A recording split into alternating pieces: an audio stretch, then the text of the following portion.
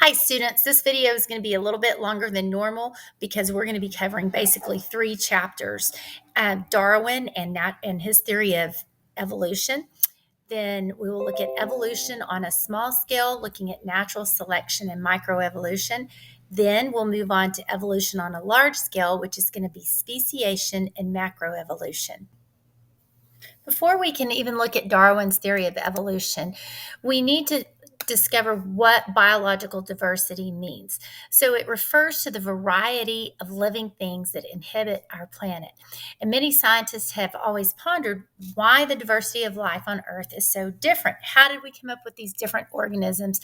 And how do we occupy so many different habitats? Well, people often use that word theory to indicate a thought or idea, but a scientific theory is going to be an explanation that is based on observation, experimentation, and reasoning.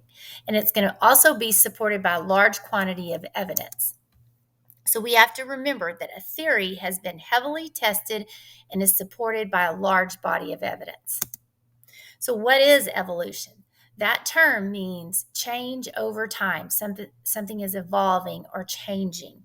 And so the collection of scientific facts, observations, and hypotheses that attempt to explain the diversity of life on Earth is how we came up with our evolutionary theory. So who discovered it? Well, many scientists have contributed ideas and evidence that supported this, but the individual who contributed the most to evolution, or our understanding of it, is Charles Darwin. So he was born in England in 1809, and he was the fifth of six children. His parents were really wealthy and well connected, and he had a very Christian upbringing, but his family was very open minded. So before Darwin, his grandfather, named Erasmus Darwin, he actually wrote a book in the 1700s called Zoonomia, in which he discussed how one species could transmute into another or change into another. So, sitting around the dinner table or growing up in his life, he already had more out of the box type thinking just from his upbringing. So, in 1825, he enrolled at Edinburgh University to study medicine, and he witnessed surgeries taking place without anesthesia. And so from there, he quickly realized that the study of medicine was not for him. So about 1827, he left the study of medicine and decided to study divinity at Cambridge.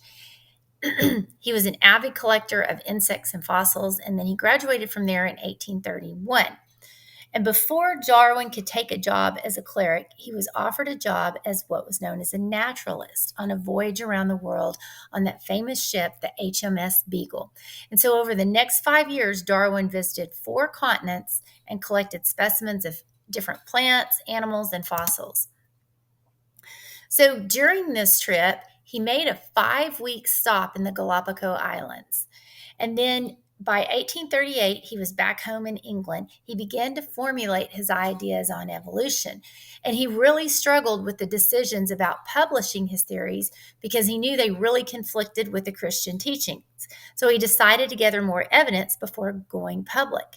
Instead, he published a book about his travels. But in 1858, that was about 20 years after he came home from that voyage, he received a letter from Alfred Russel Wallace. And Wallace had arrived at the same conclusions about natural selection as Darwin and intended to publish that. So this forced Darwin to respond quickly and go ahead and start publishing the work that he had spent years on developing. So in 1859, he published the famous work on the origin of species by means of natural selection. And then in 1869, Origin of Species was a bestseller worldwide and went to multiple editions. And this is when Darwin introduced the term survival of the fittest that we still use today. So backing up to his voyage, which was, we stated, like a 5-year trip, it led him to propose the theory of evolution and about how life changed over time.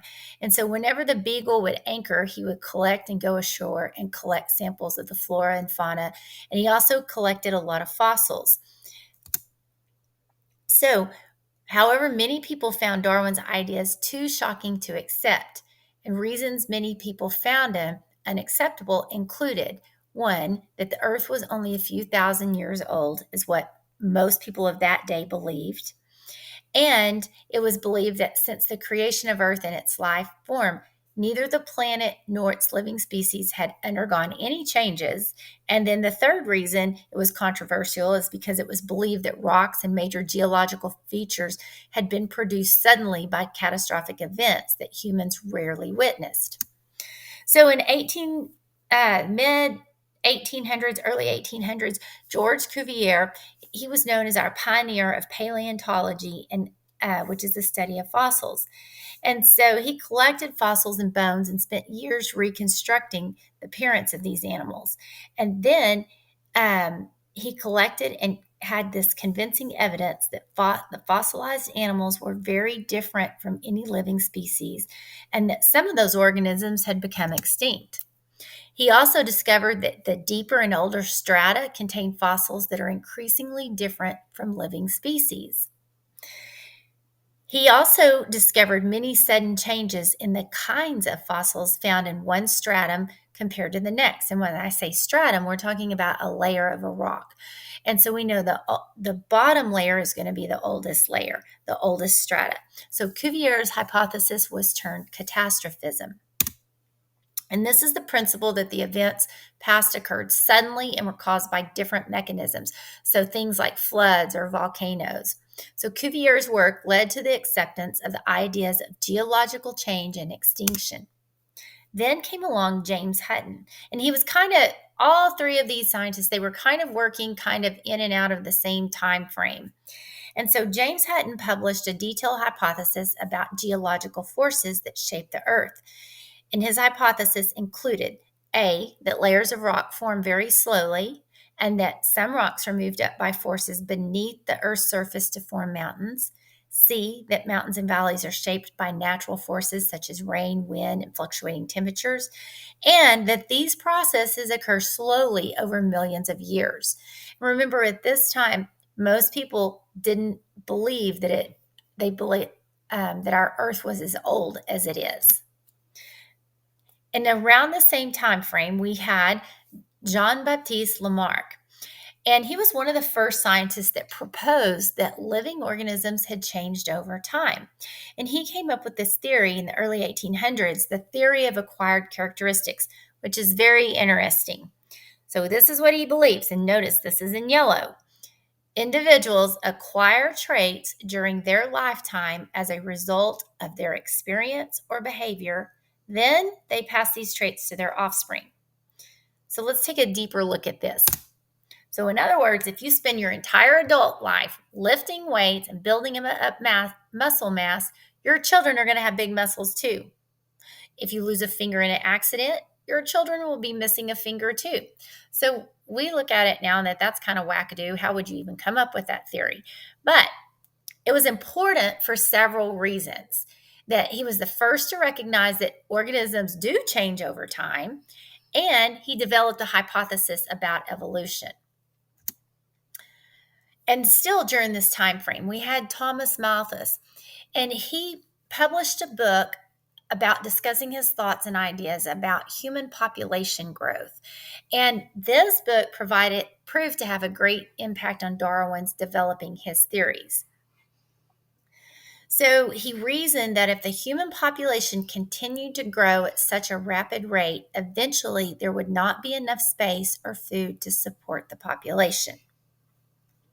And so Darwin read this book and he realized that these ideas applied even more strongly to plants and animals than it does to human population.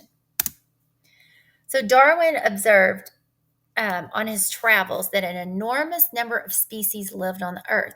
So during a single day in the Brazilian forest, he collected 68 different species of just beetles. And he also noticed that there were a lot of examples of adaptations. And adaptations are going to be characteristics of organisms that enhance their survival and reproduction in specific environments. So he explained that organisms become adapted by natural selections. So individuals with certain inherited traits leave more offspring than individuals with other traits. So then when we look back at what we know about genetics and reproduction, we see now that if these traits are going to be passed on. So he also studied fossils, and he wanted to know why had so many species become extinct and how were these species seen in fossils related to our living species. And he became convinced that organisms had really changed over a period of time. So the port of call at the Galapagos Islands proved to be the most influential on Darwin's developing theory of how life on Earth changes. He was particularly interested in the large land tortoises of the Galapagos, and he could easily tell which island a turtle lived on by the shape of his shell. And if you notice, we have a hood um, from the Hood Island to the Isabella Island. So the Hood Island tortoise has a long neck and a shell that's curved and open around the legs and head. This is going to allow that tortoise to reach up high to feed upon the sparse vegetation. Now, the Isabella Island tortoise has a dome-shaped shell and a real short neck because that island had abundant vegetation that grows close to the ground. So if this tortoise right here was on the other island, it would probably starve to death because his neck was short. He wouldn't be able to reach the vegetation. But he wanted to know, how did these adaptations occur? So he presented evidence for his hypothesis. So on the Galapagos Islands, he noticed there were 13 different species of finches, and each species had a beak that is adapted to acquiring a specific type of food. So he thought that all 13 species descended from and diverged from a common ancestral finch. And so that's what we're going to talk a lot about evolution, and we're going to talk about common ancestors. So this process, this is a quick recap of this. This is what is known as natural selection. Those better suited for the environment have a better chance of reproducing. The traits become more common among the offspring. Notice that's in yellow. And that natural selection, the process in which individuals with certain favorable inherited traits are going to leave more offspring than individual with other traits. And then the third thing is, over time, natural selection results in changes in the inherited characteristics of a population, and this increases the fitness of a species to its environment. That's in yellow also.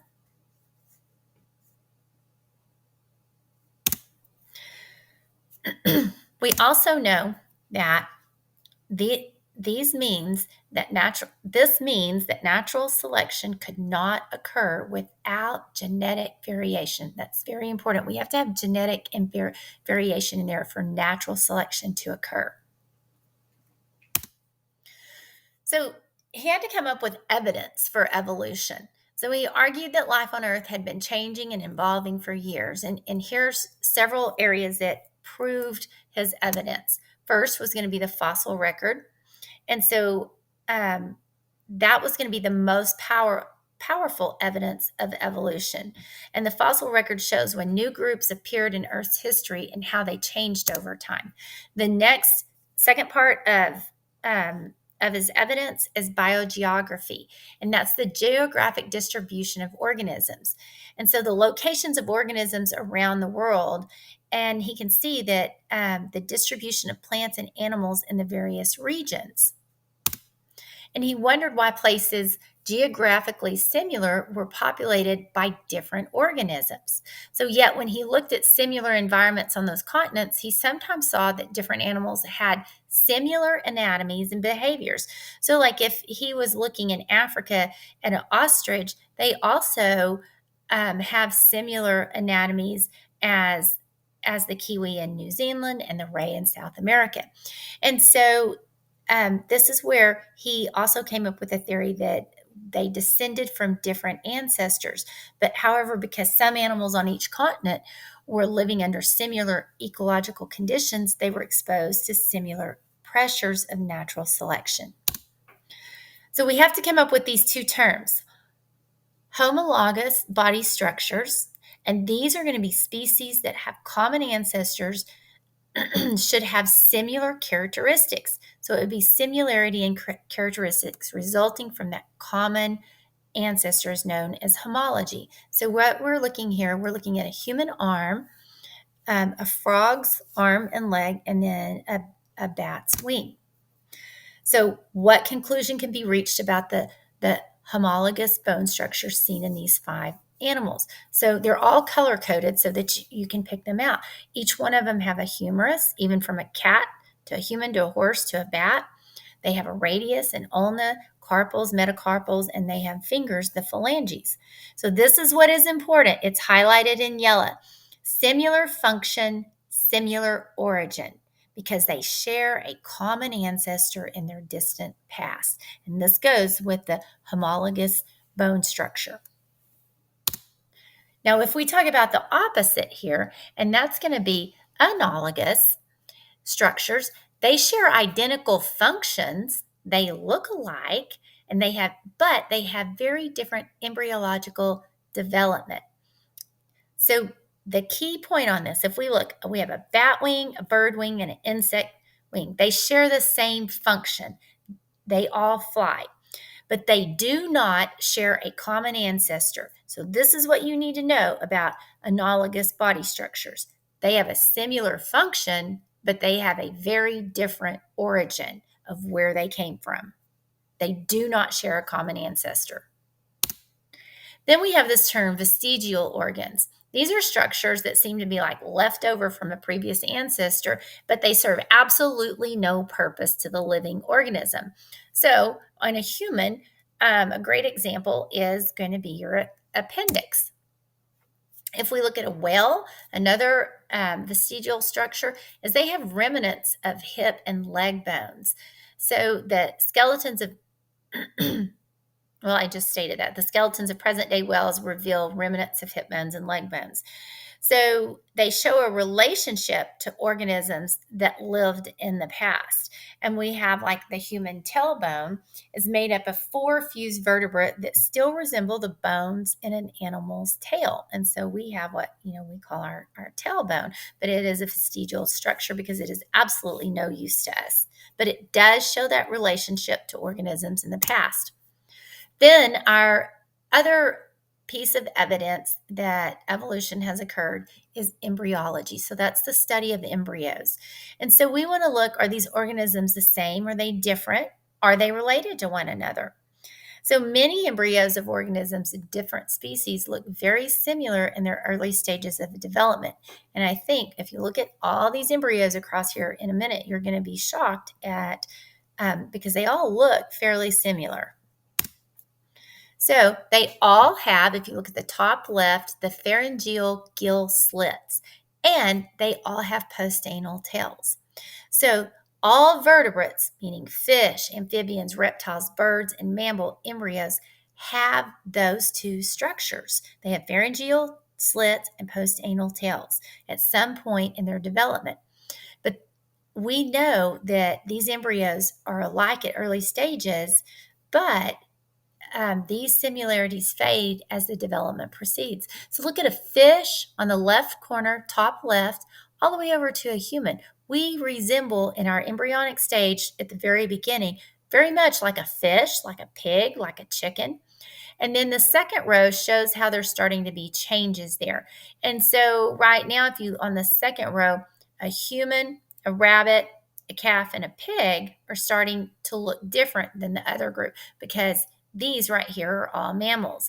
And then our third stage down there, we don't look like a rabbit. We still are resembling the mammals over there on the same, at this stage, are starting to differ, but we still have some of the same traits.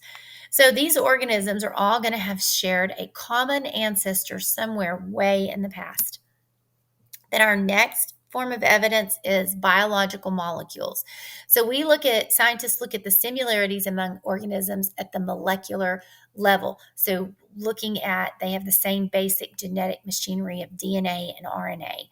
And then if you look at plants, they all have similar types of chlorophylls.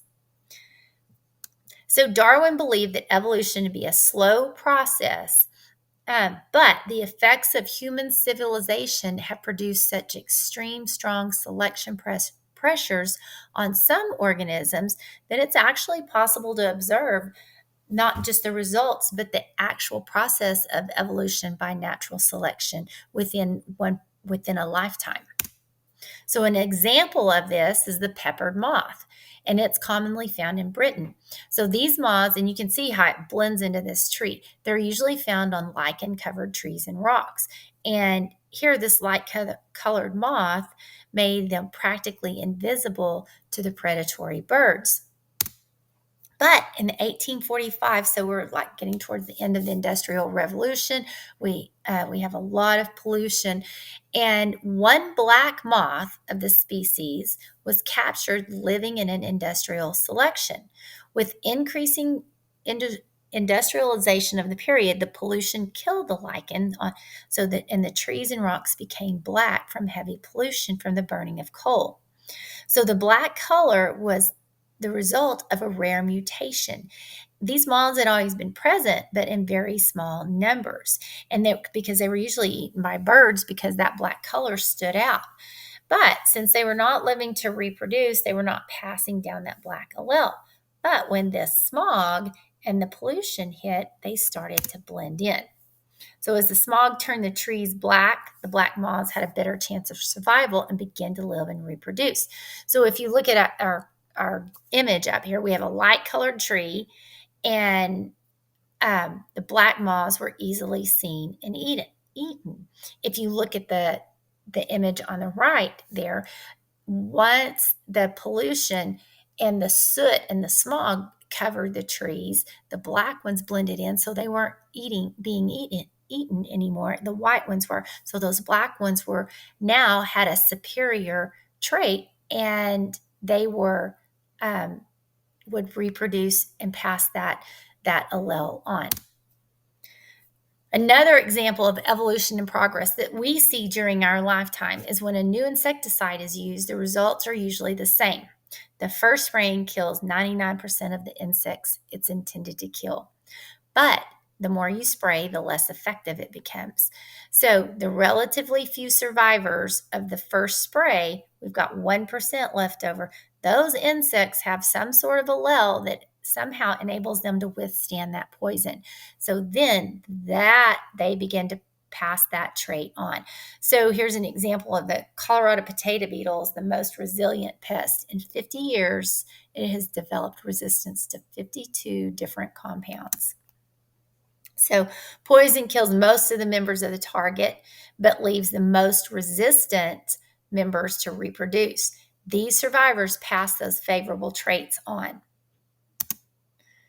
So we have also patterns of evolution.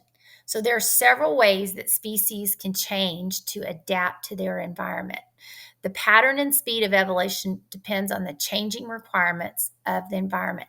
This is called selection pressure. There is extinctions. And did you know that more than 99% of all species that have ever lived on Earth are now extinct? And the reasons are because the environment can change, and some species can adapt while others perish. And then some species have to compete for similar resources. So, like if we look at these birds here, and they all have different beak lengths. So, some of those are going to be better at acquiring the resource than their competitor. So, their beak allows them to obtain more food than the other species. So, that competitor is driven to extinction. Gradual extinctions occur due to natural selection. Occasionally, extinctions are not caused by ordinary natural selection, but by catastrophic events. So, those are going to be like mass extinctions, and they wipe out entire ecosystems. And during a mass extinction, these species become extinct due to the environmental collapse around them, and they have an inability to compete for resources. So, an example of this is the end of the Cretaceous period. It's hypothesized that a huge asteroid had impacted the Earth, and a huge amount of dust and water vapor was thrown in the air, causing climate change. And this large scale mass extinction that followed was not caused by natural selection, but a complete change in the environment. So there may have been mass extinctions in Earth's history. And what effects do they have? With each disappearance of so many species, many habitats and niches were opened and left unoccupied. And this provides a great ecological opportunity for organisms that survived to move into these habitats and niches. So this leads us to the term adaptive radiation. It is the sudden appearance of many new species when organisms move into an unoccupied habitat and niche. So, examples are going to be the first evolution of the first amphibians when they started to colonize the land masses. Then another is the arrival of dinosaurs, and then the explosion of new mammals when the dinosaurs became extinct. So the key word here, I want you to go back and really know this. I really think this should be right here highlighted in yellow. The sudden appearance of many new species when organisms move into unoccupied habitats and niches. I think you really need to put that in your notes. We also have a term convergent evolution. Converge means to come together. So, this is a process by which different species evolve similar traits. These organisms face similar environmental demands, and so they'll often develop similar structures to meet the demand of that environment. In convergent evolution, organisms that are very distantly related come to resemble each other because they live in similar environments. So, an example of that, we know a shark and a dolphin are not the same, but the two organisms resemble one another, even though they're very distantly related because they are exposed to the same environment. Even looking at penguins, which we know are birds, they show a similar body type as a shark and a dolphin. And so, if we talk about a dolphin, a shark, and a penguin, these develop similar structural characteristics to meet the demands of the environment in which they live. Then we have the term divergent. Diverge means to pull apart. So, that is when closely related species become more and more dissimilar because they are moving apart. These descendants of a single ancestor diversify into species that each fit different parts of their environment. So, an example, assume that a small number of lizards are introduced on an island. The lizards show variation in body types. So, if we're looking down here at the bottom, we can see this is very different than this. And the lizards with thin bodies, short legs, and large toe pads survive at a higher rate, these right here, by living in trees. So the lizards with longer legs and tails survive better in the grass. Eventually, each group may become a complete separate species.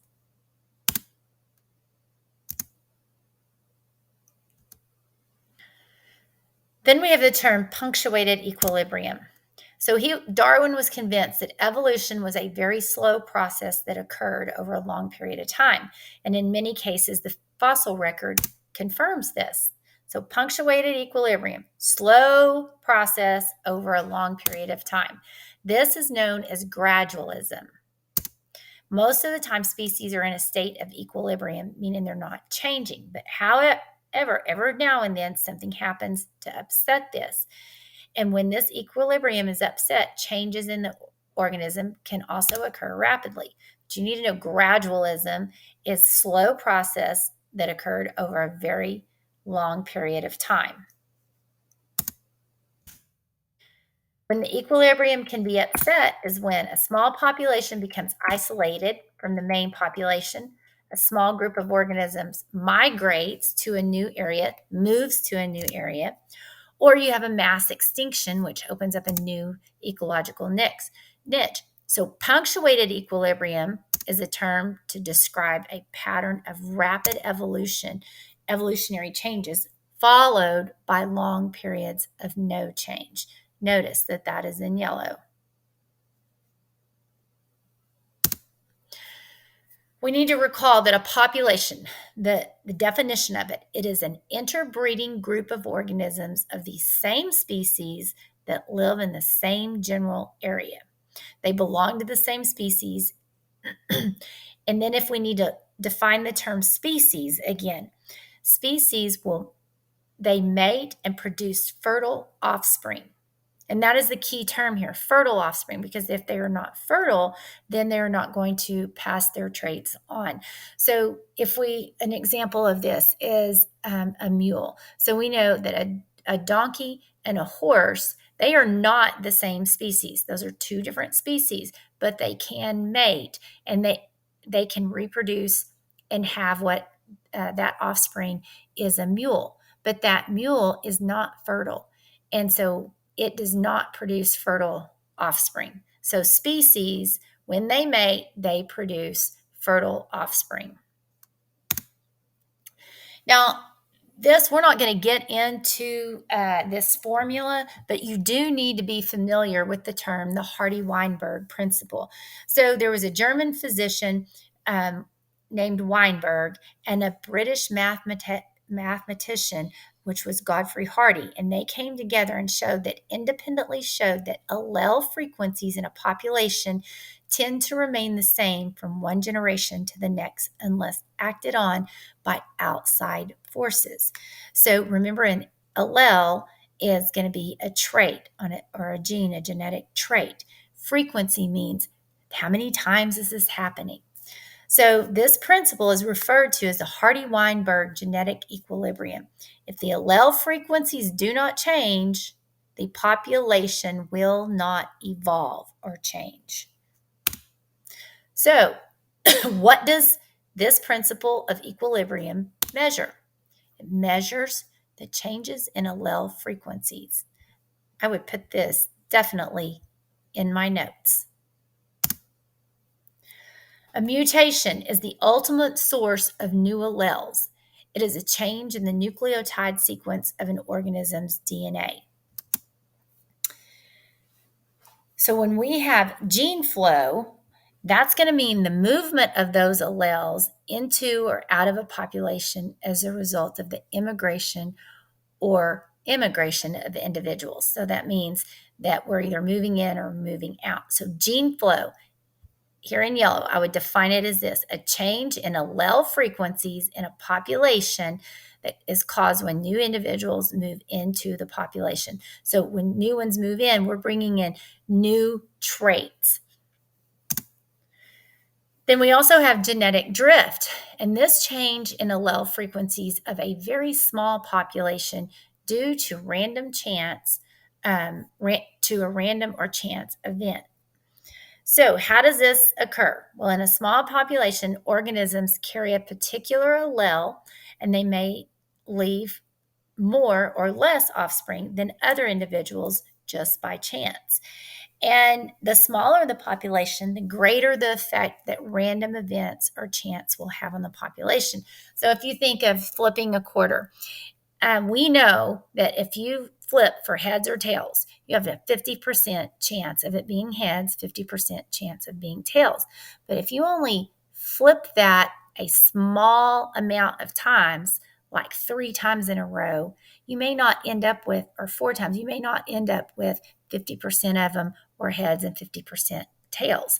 So that is like genetic drift. It's a small population and it's just random that the flip of that coin, if you only did it 4 times, you got 3 heads.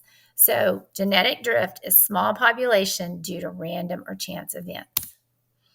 Now, there are patterns of what we call natural selection. And natural selection can alter the frequency distribution of traits in 3 ways: directional selection, disruptive selection, and stabilizing selection. Now, these 3 terms, you're going to have to look at different types of graphs and be able to label: is it directional? Is it disruptive? Is it stabilizing? So, directional occurs when conditions favor individuals showing one extreme phenotype. So if we look right here, this type of graph, the red is going to be before, the blue is going to be after. So it is we're starting here and we're changing to an extreme phenotype. So we've moved from a short necked giraffe and a shorter animal. So the extreme is going to be over here, a super tall one. Okay, so this increases the allele frequency for the phenotype in one direction or the other.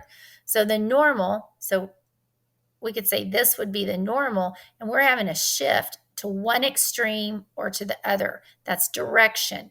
Now, this graph is easier for me to describe and look at.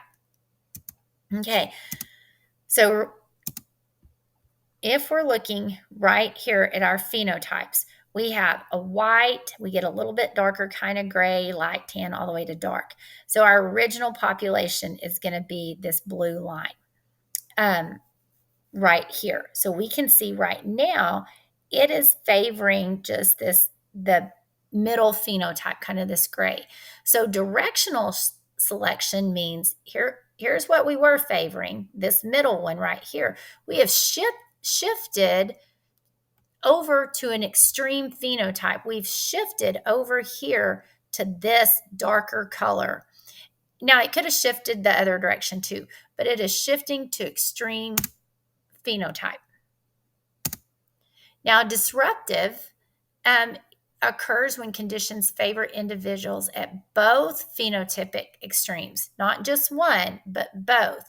So this is showing here that that we started here before. Here was what the phenotype was, kind of this medium colored shell. And now afterwards, the population, we have just as many white ones as we do these dark tan ones, that we don't have any gray ones. So what this is saying, we shift to the extremes at the expense of the average individual, the middle one. So if we look at this graph, again, it's still, and it can be termed two different ways, disruptive or diversifying selection. That's the same thing. So we're going to both phenotypic extremes. Here was our directional, where the population is moving in one extreme. Well, here diversifying, here is our average, the one in the middle that was this gray mouse. Now we've shifted to both extremes. There's no longer going to be any of these gray mice, or very few in the population. The majority of the population is going to be dark brown and white. That's disruptive or diversifying. Then we move to the third one, stabilizing selection. So we have either extreme and it's meeting in the middle. The population at the end stabilizes to the average. So this acts against both extreme phenotypes and favors the average. It reduces variation in the population. So this is a good thing to consider, are all these cute little babies here. So consider the weight of their babies at birth. Human babies born much smaller than average are likely to be less healthy and are less likely to survive if they're preemies. And babies that are much larger are likely to have difficulty being born. So your average sized baby is going to be the favored trait. So if we look at this graph where we're reducing variation in the population, stabilizing. So we started with extreme white and extreme dark brown, and we have stabilized to what is in the middle, kind of the average. And so we've come out with this little gray mouse, the one that was in the phenotype in the middle. So you will have to be able to identify and label all three of these graphs. Moving on kind of to the next topic of this, of how are species exactly formed? And so if we take this term speciation, it is meaning it's the formation of new species. And remember, this is in yellow. You will need to be able to identify this term. A species is a group of organisms that breed with one another and produce, here's the key word, fertile offspring. The individuals in the same species will share a common gene pool. So how do species give rise to new and different species? So speciation is going to begin with isolation, and the gene pools of two populations must become separated for them to become new species. So, in isolation, two parts of a formerly interbreeding population stop interbreeding. So, geographic isolation is a physical separation of members of a population. They're physically separated when their habitat becomes divided, like from sudden events such as the formation of a deep canyon, a river that changes course during a flood, or by volcanic eruption. So once the subpopulations become isolated, the gene flow stops between the two groups. And natural selection and genetic drift act upon these two subpopulations, causing them to diverge, to move apart, so that they actually become incompatible for mating. Here's a good example. So we have these two frogs right here, and we can tell that they're different species of frogs. And an example would be frog populations that live in separate ponds may eventually evolve into separate species due to geographic isolation. Again, this is in yellow. I would put this in my notes. Geographic isolation, and I would put this example. We also have reproductive isolation. So, groups of organisms within a population may be genetically isolated without being geographically isolated.